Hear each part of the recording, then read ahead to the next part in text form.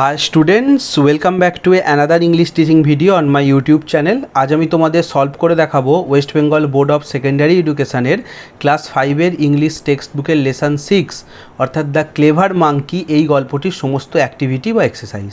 এর পাশাপাশি জানিয়ে রাখি, শুধু এই লেসন বলে নয়, তোমাদের ক্লাস 5-এর ইংলিশ টেক্সট বইয়ের প্রতিটা লেসনের অ্যাক্টিভিটি বা এক্সারসাইজ অর্থাৎ যেখানে প্রশ্ন উত্তর, গ্রামার, ভোকাবুলারি এবং রাইটিং স্কিল, সেগুলো কিন্তু আমি ইতিমধ্যেই আমার চ্যানেলে আপলোড করে দিয়েছি। উপরে আই বটনে ক্লিক করে তোমরা সেই ভিডিওগুলো দেখে নিতে পারো।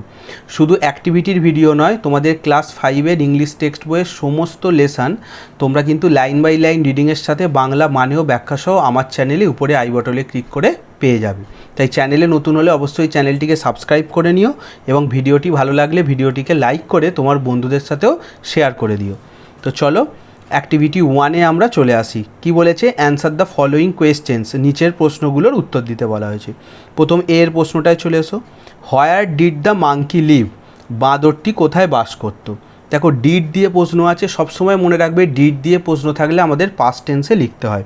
তাহলে আমি হোয়ার ডিডটা বাদ দিয়ে দ্য মাঙ্কি লিভ থেকে শুরু করব। ওই যে বললাম ডিড দিয়ে প্রশ্ন আছে, তাই দেখো কি করে দিয়েছি, দ্য মাঙ্কি লিভড করে দিয়েছি পাস্ট টেন্স। আর উত্তরে কি লিখেছি? On the bank of a river. তাহলে বাঁদরটি বাস করত নদীর তীরেতে। এরপরে চলে এসো বিয়েরটায়। Why was there no danger for the monkey on the river island? সেই নদীর দ্বীপে বাঁদরটির কোনো বিপদ ছিল না কেন? এখানেও দেখো, আগে প্রশ্নটা লিখে নেবো, হোয়াই ওয়াজটা বাদ দেবো, দেয়ার থেকে উত্তর লেখা শুরু করব। দেয়ারের পরে ওয়াজটা লিখে নেবো। না, there was no danger for the monkey of the river island.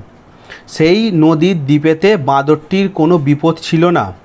Because, কারণ, এবার উত্তরটা লিখব, there was hardly any other animal. সেখানে প্রায় অন্য কোনো পশু ছিল না বললেই চলে।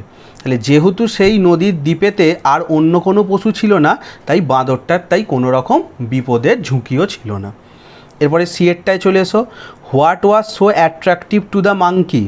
বাঁদরটার কাছে কোন জিনিসটা সবথেকে বেশি আকর্ষিত করেছিল বা আকর্ষণ তার লেগেছিল? হোয়াট দিয়ে প্রশ্ন করেছে, তাহলে আমরা শুরুতেই উত্তরটা লিখে দেবো। না, সেই দেখো উত্তর কি হবে, ডিলিশিয়াস ফ্রুটস অর্থাৎ সুস্বাদু ফল বলে প্রশ্নটা দেখে দেখে লিখে দেবো। Were so attractive to the monkey, অর্থাৎ সেই সুস্বাদু ফলগুলোই হচ্ছে বাঁদরের খুব আকর্ষণ লেগেছিল বা বাঁদর সেইগুলোর দ্বারাই আকর্ষিত হয়েছিল। এরপরে ডিএরটায় চলে এসো। Where did the crocodile live? সেই কুমিরটি কোথায় বাস করতো? দেখো, এখানেও ডিড দিয়ে প্রশ্ন আছে, তাহলে আমরা পাস্ট টেন্সে লিখবো সেই এর দাগের মতো। হোয়ার ডিডটা বাদ দিয়ে দ্য ক্রোকোডাইল লিভডাকে করে দেবো lived. The crocodile lived on the fur bank of the river. সেই কুমিরটি বাস করতো নদী থেকে দূরের একটি তীরেতে। এরপরে লাস্ট চলে এসো অ্যাক্টিভিটি 1-এর ইয়েরটা। Who gave advice to the crocodile about catching the monkey? কুমিরকে কে উপদেশ দিয়েছিল সেই বাঁদরটিকে ধরার? দেখো, এখানে হু দিয়ে প্রশ্ন আছে, খালি হুয়ের জায়গায় উত্তরটা লিখে দেবো এবং পুরো প্রশ্নটা যেমন আছে টুকে দেবো।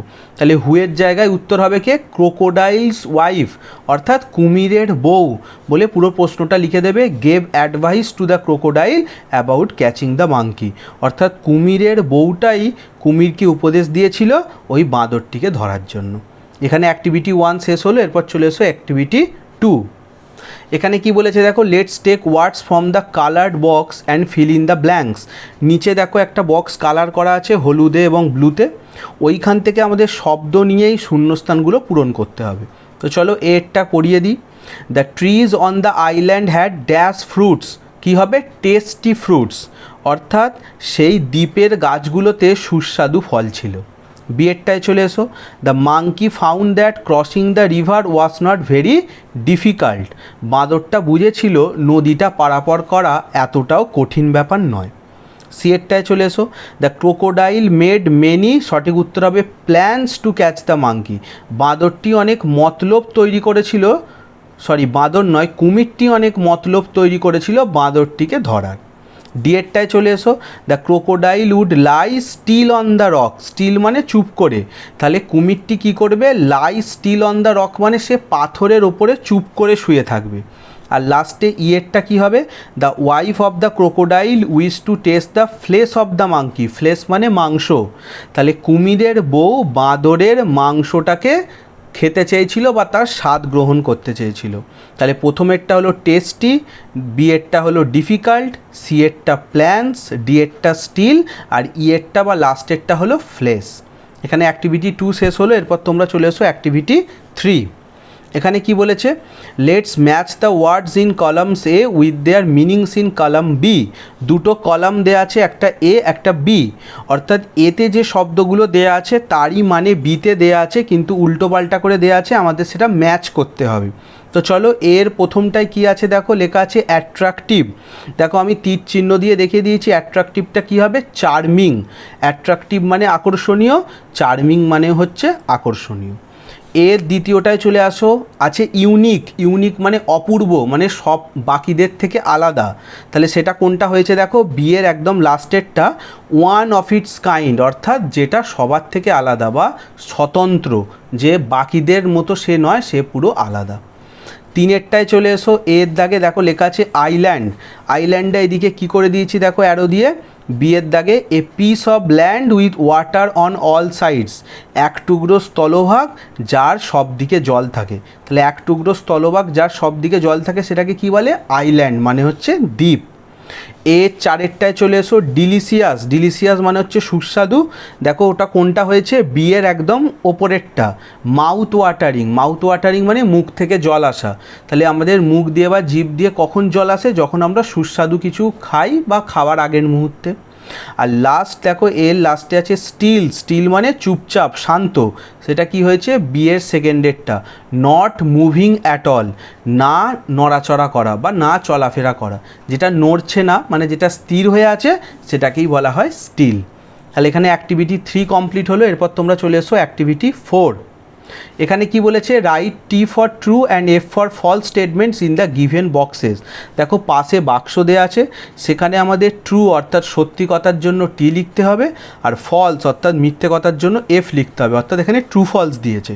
তো চলো আমি করিয়ে দিয়েছি, এখানে তোমাদের পড়িয়ে দিচ্ছি, তোমরা শুনে নাও। প্রথমে এরটা আছে, the crocodile found that catching the monkey was a difficult job. কুমিরটি বুঝতে পেরেছিল বাঁদরটিকে ধরার কাজটা বেশ কঠিন কাজ। তাহলে এটা কি হবে, ট্রু হবে। আমরা গল্পেতে পড়েছি যে কুমিরটা কিন্তু বাঁদরটিকে কিছুতেই ধরতে পারবে না, তাই সে বুঝেছিল বাঁদরটিকে ধরা হচ্ছে একটা ডিফিকাল্ট জব, অর্থাৎ কঠিন কাজ। পরের পাতায় চলে এসো, বিয়েরটা, the rock always talk to the monkey. পাথরটি সবসময় বাঁদরটির সাথে কথা বলতো। তাহলে এটা কি হবে, ফলস। কোনো দিন পাথর বাঁদরের সাথে কথা বলেনি। আমাদের বাঁদরটি হচ্ছে কুমিরটিকে বোকা বানানোর জন্য সেটা করেছিল, যে পাথরের সাথে কথা বলার অভিনয় করেছিল, কিন্তু আদতে কিন্তু পাথরটা কখনোই বাঁদরের সাথে কথা বলতো না, তাই এটা হবে ফলস। সিয়েরটায় চলে এসো, the monkey jump straight into the crocodile's open mouth. বাঁদরটি সরাসরি ঝাঁপ দিয়েছিল কুমিরের খোলা মুখে। মানে কুমির হাঁ করেছিল, বাঁদরটি একদম তার মধ্যে ঝাঁপ দিয়েছিল। তাহলে এটা কি হবে, ফলস। এটাও ফলস হবে, কারণ আমরা জানি সে মুখে ঝাঁপ দেয়নি, তার মাথায় ঝাঁপ দিয়ে সে আবার পাড়ে বা তীরে চলে এসেছিল। ডিএরটায় চলে এসো, the monkey return to his home safely. বাঁদরটি নিরাপদেই তার বাড়িতে ফিরেছিল। তাহলে এটা হবে ট্রু। আমরা গল্পের শেষে দেখেছি বাঁদরটি নিরাপদভাবেই বা সুস্থভাবেই সে তার বাড়িতে ফিরতে পেরেছিল। আর লাস্টেরটা ইয়েরটা আছে, the monkey was more clever than the crocodile. এটা হবে ট্রু। মানে কি, বাঁদরটি হচ্ছে কুমিরের থেকে বেশি চালাক, মোর ক্লেভার। তাহলে অবশ্যই কুমিরটা বাঁদরটার থেকে বোকা। সে জানতোই না যে সে যদি হাঁ করে তার চোখগুলো বন্ধ হয়ে যায়, আর বাঁদরটা সেই সুযোগ নিয়ে তার মাথায় লাফ দিয়ে চলে এসেছিল। এই জন্য বাঁদরটা হচ্ছে কুমিরটার থেকে বেশি চালাক, তাই এটা হবে ট্রু, অর্থাৎ এটা সত্যি। অ্যাক্টিভিটি 4 এখানে শেষ হলো। এরপর চলে এসো অ্যাক্টিভিটি 5। কি বলেছে দেখো এখানে, complete the following sentences with information from the text. Text বই থেকে ইনফরমেশান বা তথ্য নিয়ে আমাদের এই বাক্যগুলোকে সম্পূর্ণ করতে হবে, অর্থাৎ শূন্যস্থান পূরণ করতে হবে। আমি এখানে করিয়ে দিয়েছি, এবার পড়িয়ে দিচ্ছি, তোমরা শুনে নাও। প্রথমে এরটা কি বলেছে দেখো, the crocodile kept his head and tail. কুমিরটি তার মাথা এবং লেজটাকে রেখেছিল, সঠিক উত্তর হবে ওয়েল আন্ডার ওয়াটার, বেশ জলের তলায়। তাহলে যাতে বাঁদরটি বুঝতে না পারে, তাই কুমিরটি তার মাথা এবং লেজটা বেশ জলের তলাতেই ডুবিয়ে রেখেছিল। বিয়েরটা দেখো, আফটার হ্যাভিং এ গুড মিল, ভালোভাবে বা ভালো মন্দ খাওয়ার পরে দ্য মাংকি, সঠিক উত্তর হবে ডিসাইডেড টু রিটার্ন, বাঁদরটি ঠিক করলো যে সে ফিরবে। তাহলে তার যখন খাওয়া দাওয়া হয়ে গেছিলো পেট ভরে, সে ঠিক করেছিল সে বাড়ি ফিরে আসবে। সি এরটায় চলে এসো, the crocodile thought that he should speak to the monkey, কুমিরটা ভেবেছিল তার বাঁদরের সাথে কথা বলা উচিত অ্যাজ দ্য রক, পাথর সেজে, বিকজ কারণ হি মাইট সাসপেক্ট সামথিং, নালে হয়তো সে কিছু সন্দেহ করতে পারে। তাহলে কুমিরটা কী ভেবেছিল, যদি আমি বাঁদরের সাথে পাথর সেজে না কথা বলি তাহলে সে কিছু সন্দেহ করতে পারে, তাই সে ভেবেছিল আমার কথা বলা উচিত। ডিএরটা চলে এসো, the monkey observe that every time the crocodile opened his mouth, বাঁদরটি লক্ষ্য করেছিল যে প্রতিবার যখন কুমির তার মুখ খোলে, অবজার্ভ মানে লক্ষ্য করা, তাহলে কি লক্ষ্য করেছিল, যখন প্রতিবার কুমিরটা তার মুখ খোলে, না সঠিক উত্তর হবে his eyes would shut completely, তার চোখ দুটো সম্পূর্ণভাবে বন্ধ হয়ে যায়। তাহলে যেই না তার মুখটা বড় করে খোলে কুমির, তার চোখগুলো কিন্তু বন্ধ হয়ে যায়, এটা বাঁদরটি আগেই লক্ষ্য করেছিল। ইয়েরটা চলে এসো, the monkey had his home, বাঁদরটির কোথায় ঘর ছিল, না আপনি রিভার সাইড ট্রি, এই নদীর পাশে বা নদীর তীরেতে একটি গাছেতে তার ঘর ছিল। আর লাস্টেরটা চলে এসো অ্যাক্টিভিটি 5-এর এফেক্টটা, the crocodile was bigger in size, কুমিরটা আকৃতিতে বড় ছিল, and was also bigger fool too, কিন্তু সে বড় বোকাও ছিল। দেখো বাঁদরের থেকে কুমিরটা আকৃতি বা সাইজে বড় হলেও সে কিন্তু বোকার পরিমাণেও কিন্তু বেশি বোকা ছিল, অর্থাৎ তার থেকে বেশি চালাক ছিল কিন্তু বাঁদরটি। অ্যাক্টিভিটি 5-এর পর চলে এসো অ্যাক্টিভিটি 6। এখানে কি বলেছে, অ্যান্সার দ্য ফলোয়িং কোয়েশ্চেন্স, নিচের প্রশ্নগুলোর উত্তর দিতে বলেছে। তো প্রথম প্রশ্ন কি আছে দেখো, হু সোয়াম টু দ্য রক, কে সাঁতরে পাথরের কাছে গেছিল। দেখো হু দিয়ে প্রশ্ন, খালি হুয়ের জায়গায় উত্তরটা লিখে দেবো, ব্যাস, আর কিছু চেঞ্জ করতে হবে না। দেখো সেটাই করেছি, হুয়ের জায়গায় লিখে দিয়েছি the crocodile swamp to the rock, যে কুমিরটি সাঁতরে পাথরের কাছে গিয়েছিল। বিয়েরটা চলে এসো, why did the monkey become suspicious, কেন বাঁদরের সন্দেহ হয়েছিল।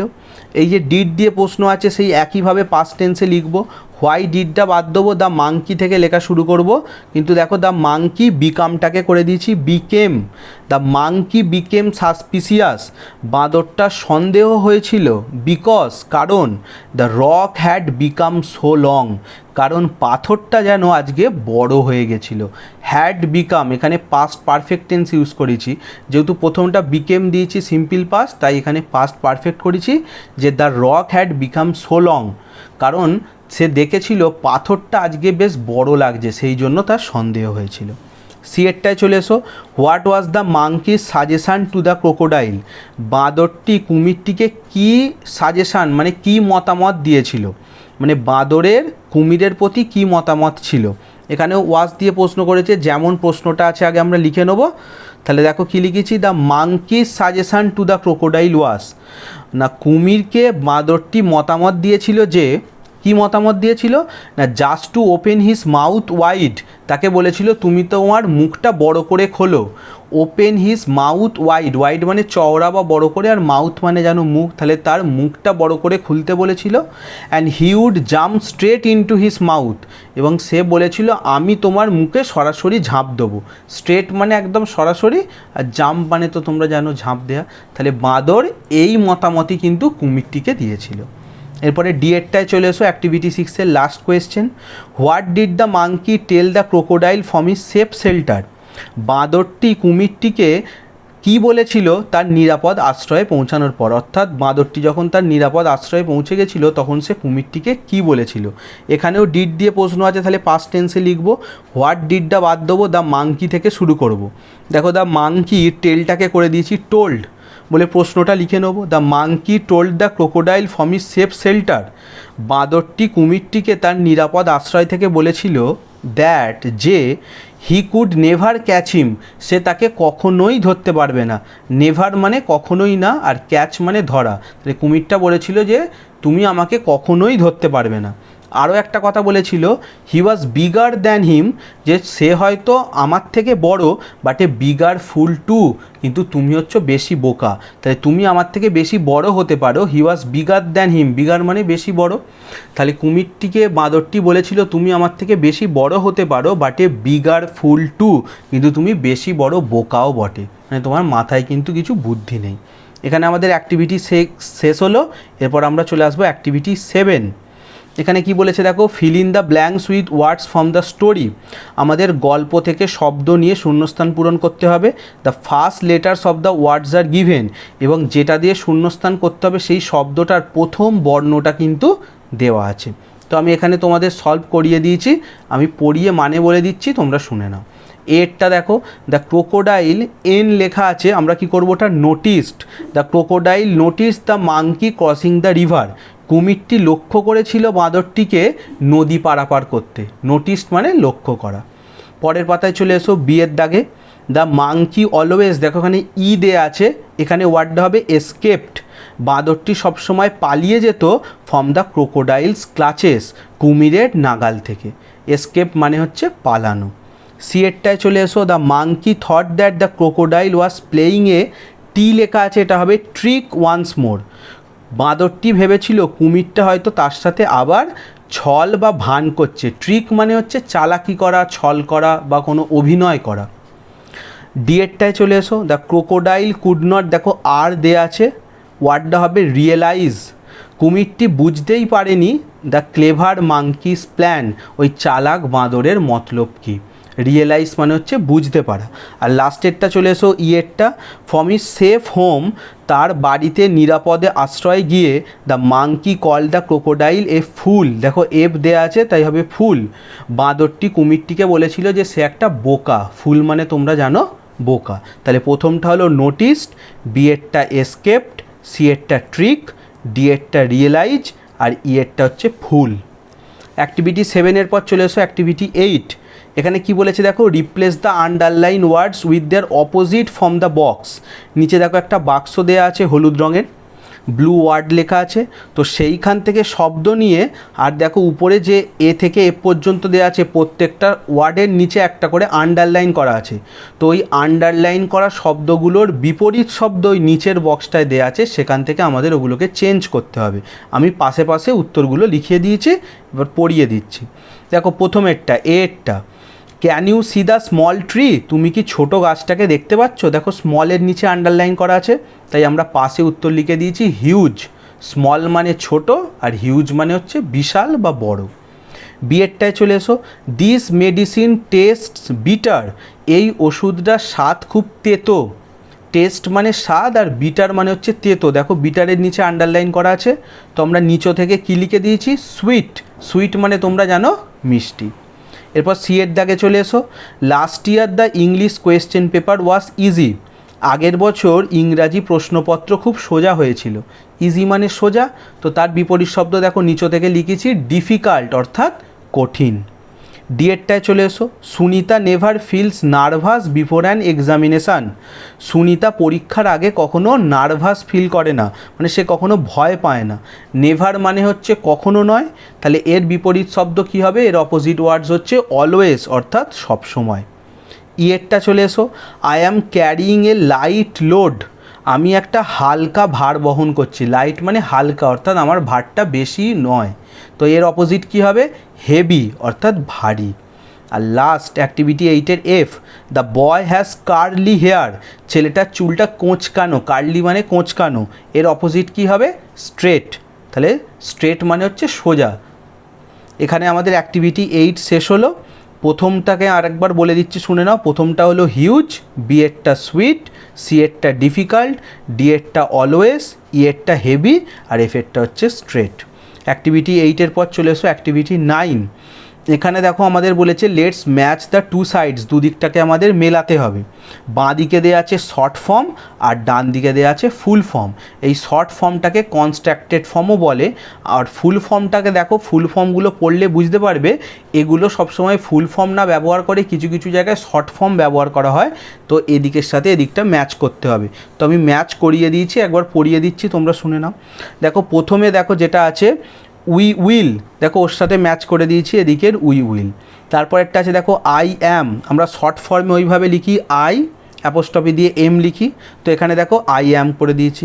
পরেরটা দেখো সি ইজ, সেটাও অ্যারো দিয়ে করা আছে। 4 নম্বরে আছে did not, didn't short form, ওখানে করে দিয়েছি ডিড নট। তারপরে আছে দেখো ওয়্যার নট, সেটাও ম্যাচ করে দিয়েছি। তারপরে ইউ হ্যাভ। তারপরেরটা আছে ওন্ট, ওন্টের শর্ট ফর্ম ওন্ট আমরা বলি, কিন্তু ওটার ফুল ফর্ম হচ্ছে উইল নট, দেখো সেইটাতেই মার্ক করেছি। আর লাস্টেরটা আছে কান্ট, কানটাকে করে দিয়েছি হচ্ছে ওপরে দেখো ক্যান নট। তো বাঁ দিকে যেগুলো আছে সেগুলো হচ্ছে শর্ট ফর্ম, আর ডান দিকে যেগুলো আছে সেগুলো হচ্ছে ফুল ফর্ম। অ্যাক্টিভিটি 9-এর পর চলে এসো অ্যাক্টিভিটি 10। এখানে কি বলেছে, now read in pairs the following passage, আমাদের নিচের প্যাসেজটা পড়তে বলা হয়েছে। আন্ডারলাইন দ্য প্রিপোজিশান দেয়ার, এবং যে যে প্রিপোজিশানগুলো আমরা পাবো সেগুলোর নিচে আন্ডারলাইন করতে বলেছে। 1 ইজ ডান ফর ইউ, একটা আমাদের জন্য করে দেওয়া আছে। তো চলো প্যাসেজটা পড়ি। The farmer took a sharp axe, চাষিটা একটি ধারালো কুঠার নিল and struck at the trunk of the tree, দেখো অ্যাটের নিচে ডাক দেওয়া আছে, ওরাই করে দিয়েছে। এবং তারপরে কি করলো, struck at the trunk of the tree, এবং গাছের কাণ্ডতে আঘাত করলো। তাহলে এখানে দেখো অফ আছে, এই অফটা হচ্ছে একটা preposition. All the creatures living in the tree, সেই গাছেতে যে সমস্ত জীবজন্তুরা বাস করতো, দেখো ইন আছে, ইনের নিচে আন্ডারলাইন করেছি, এটা একটা প্রিপোজিশান। তারা কি করলো, started to request the farmer, তারা চাষিকে অনুরোধ করা শুরু করলো, দেখো টু আছে। টু রিকোয়েস্ট, যদিও এটা একটা ইনফিনিটিভ, কিন্তু এখানে টুটা আমরা প্রিপোজিশান হিসাবে আন্ডারলাইন করেছি। তাহলে তারা তাকে অনুরোধ করলো not to cut down the tree, গাছটাকে না কাটার জন্য, দেখো আবার টু আছে, এখানেও টু কাট হচ্ছে ইনফিনিটিভ, কিন্তু টুটা আমরা প্রিপোজিশান হিসাবে আন্ডারলাইন করেছি। But the farmer did not listen to them, কিন্তু চাষিটা তাদের কথা শুনলই না, দেখো এখানেও টু আছে, এটা preposition. He was in a hurry to finish off his work, সে তার কাজটা শেষ করার তাড়াহুড়োই ছিল। তো লাস্টে দেখো ইনটাও প্রিপোজিশান, আবার শেষে টু ফিনিশ, এটাও ইনফিনিটিভ, কিন্তু এখানে টুটা আমরা প্রিপোজিশান হিসাবে আন্ডারলাইন করেছি। তাহলে কি কি প্রিপোজিশান হলো, ওরা দাগ দিয়েই দিয়েছিল অ্যাট, তারপরে হলো অফ, এরপরে আমরা পেলাম ইন, টু, টু, আবার টু, তারপরে ইন, আবার শেষে হচ্ছে টু। তাহলে এগুলোই হচ্ছে এখানে প্রিপোজিশান। অ্যাক্টিভিটি 10 এখানে শেষ হলো। এবার চলে এসো অ্যাক্টিভিটি 11। অ্যাক্টিভিটি 11-এ কী বলেছে, let's feel in the blanks with preposition given in the box, দেখো পাশে বাক্সতে হচ্ছে কিছু প্রিপোজিশান দেওয়া আছে, সেই প্রিপোজিশানগুলোর সাহায্য নিয়ে আমাদের শূন্যস্থান পূরণ করতে হবে। তো আমি করিয়ে দিয়েছি, এবার পড়িয়ে মানে বলে দিচ্ছি, শুনে নাও। প্রথমে এরটা, the boy is looking at me, ছেলেটি আমার দিকে দেখছে, ওই জন্য প্রথমটা উত্তর হবে লুকিং অ্যাট মি, যেহেতু আমার দিকে তাকিয়ে আছে তাই অ্যাট হবে। বিয়েরটা, give this letter to your class teacher, এই চিঠিটা তোমার ক্লাসের শিক্ষককে দিয়ে দেবে, তাহলে সেকেন্ডটা হলো টু। সিয়েরটা, put the duster on the table, ডাস্টারটাকে টেবিলের উপরে রাখো, দেখো ওই যে টেবিলের উপর বলেছে সেই জন্য অন হবে। ডিয়েরটা, ফিশ লিভস ইন ওয়াটার, মাছেরা কোথায় বাস করে না, জলেতে, যেহেতু জলেতে বাস করে সেই জন্য হবে ইন। ইয়েরটা, পুট অফ দ্য লাইট, আলোটি বন্ধ করে দাও। Put off, off put off করা মানে লাইটটা অফ বন্ধ করে দেওয়া। আর এফেরটা লাস্টে আছে, দেখো এটা খুব সোজা, I go to school everyday, আর টুটাই পড়ে আছে, আমি প্রতিদিন স্কুলেতে যাই। অ্যাক্টিভিটি 11 শেষ হলো। এরপর চলে এসো অ্যাক্টিভিটি 12। কী বলেছে এখানে, রিড দ্য ফলোয়িং সেন্টেন্সেস, নিচের বাক্যগুলো পড়তে হবে। Circle the subject and underline the predicate, যেটা সাবজেক্ট সেটাকে সার্কেল করতে হবে অর্থাৎ গোল পাকাতে হবে, আর যেটা প্রেডিকেট সেটার নিচে আন্ডারলাইন করতে হবে অর্থাৎ দাগ দিতে হবে। 1 ইজ ডান ফর ইউ, একটা করে দেওয়া আছে। আমি বলে রাখি, আমি এখানে সার্কেল করিনি, গোল পাকাতে এখানে অসুবিধা হবে বলে, লেখাগুলো তো খুব গায়ে গায়ে আছে, জড়ামড়ি হয়ে যাবে, সেই জন্য আমি সাবজেক্টগুলোর নিচে নীল কালিতে দাগ দিয়েছি, আর যেগুলো প্রেডিকেট সেগুলো লাল কালিতে দাগ দিয়েছি। অর্থাৎ যেটাকে বাংলায় বলে উদ্দেশ্য এবং বিদেহ, বাক্যের যে অংশটা সম্বন্ধে কিছু বলা হচ্ছে সেইটাকে বলা হয় উদ্দেশ্য, আর তার সম্বন্ধে যা বলা হচ্ছে সেটাকে বলা হয় বিদেহ। এটাই হচ্ছে সাবজেক্ট এবং প্রেডিকেট। দেখো প্রথমেরটা এরটা ওরাই করে দিয়েছে, ডেজ পাস্ট, দিন কেটে যাচ্ছে, অর্থাৎ ডেজ হচ্ছে সাবজেক্ট, পাস্ট হচ্ছে প্রেডিকেট। বিয়েরটায় চলে এসো, the rock never talk to the monkey, পাথরটি কখনোই বাঁদরের সাথে কথা বলেনি, তাহলে এখানে সাবজেক্ট হবে দ্য রক, আর প্রেডিকেট কোনটা হবে, never talk to the monkey. C এরটায় চলে এসো, হেয়ার কামস দ্য গোলকিপার। এখানে হেয়ার কামস এটা হবে প্রেডিকেট, কিন্তু সাবজেক্ট কোনটা হবে? দ্য গোলকিপার, কারণ গোলকিপারটা এখানে সাবজেক্ট, দেখো তার সম্বন্ধেই কথাটা বলা হচ্ছে। ডি এরটায় চলে এসো, every evening mother cooks food for us. এখানে এভরি ইভিনিং আর কুকস ফুড ফর আস এটা হবে প্রেডিকেট, কিন্তু সাবজেক্টকে কার সম্বন্ধে কথাটা বলা হচ্ছে না, সেটা হচ্ছে মাদার, অর্থাৎ মা। প্রতিদিন সন্ধেবেলা মা আমাদের জন্য খাবার তৈরি করেন। ইয়েরটা চলে এসো, Rohan place cricket for a local club. Rohan স্থানীয় একটা ক্লাবের জন্য ক্রিকেট খেলে, তাহলে এখানে সাবজেক্ট হচ্ছে রোহান, আর বাকি অংশটা place cricket for a local club, সেটা হচ্ছে প্রেডিকেট। ই হলো এবার এফেরটায় চলে এসো, how big is the tree, গাছটা কতই না বড়। তাহলে হাউ বিগ ইজ এটা হবে প্রেডিকেট, আর দ্য ট্রি হবে সাবজেক্ট, কারণ গাছটির সম্বন্ধেই বলা হয়েছে যে গাছটি কত বড়। লাস্টেরটা চলে এসো, জি এরটা, I don't know his full name, আমি তার পুরো নাম জানি না। তাহলে আই হচ্ছে এখানে সাবজেক্ট, আর don't know his full name তার পুরো নাম জানি না, এটা হচ্ছে প্রেডিকেট। এখানে অ্যাক্টিভিটি 12 এবং গ্রামার শেষ হলো। এরপরে অ্যাক্টিভিটি 13, যেখানে আমাদের একটা রাইটিং স্কিল আছে, গল্প লিখতে হবে। কি বলেছে দেখো, let's write a short story in 8 sentences. 8টা মতো বাক্য দিয়ে আমাদের একটা ছোট গল্প লিখতে হবে, উইথ দ্য ফলোয়িং হিন্টস, নিচে কিছু হিন্টস বা পয়েন্টস দেওয়া আছে সেগুলোর সাহায্যে। গিভ ইট এ টাইটেল, এটার একটা গল্পটার নামও দিতে বলেছে। তো কী কী হিন্টস বা পয়েন্টস আছে পড়ে নিই দেখো। এ fox fell into a well, একটা শিয়াল একটা পাতকো বা কুয়োতে পড়ে গেছিলো। ফেল টু গেট আউট, সে সেখান থেকে বেরোতে ব্যর্থ হয়েছিল, মানে বেরোতে পারছিল না। এ গোট কেম, সেখানে একটি ছাগল এলো। Fox asks goat to drink water from the well, শিয়ালটি ছাগলটিকে বলল সেই পাতকোয়া বা কুয়োর জল খেতে। গোট জাম্পড ইন, তখন কি করলো সেই ছাগলটি সেটার মধ্যে ঝাঁপ দিল। Fox climbed on the goat's back, শিয়ালটা কি করলো সেই ছাগলের পিঠের ওপর দাঁড়িয়ে বা লাফিয়ে চড়ে সে কুয়োর বাইরে চলে এলো। গট আউট, সে বেরিয়ে পড়ল। Goat remained in the well, কিন্তু সেই ছাগলটা সেই কুয়োর মধ্যেই রইল। তো এই পয়েন্টগুলোর সাহায্যে আমাদের একটা টাইটেল দিয়ে গল্পর নাম দিয়ে গল্পটা লিখতে হবে। তো চলো আমি এখানে গল্পটা লিখিয়ে দিয়েছি, তোমাদের পড়িয়ে দিচ্ছি, শুনে নাও, তারপর তোমরা লিখে নেবে। কি নাম দিয়েছি গল্পের?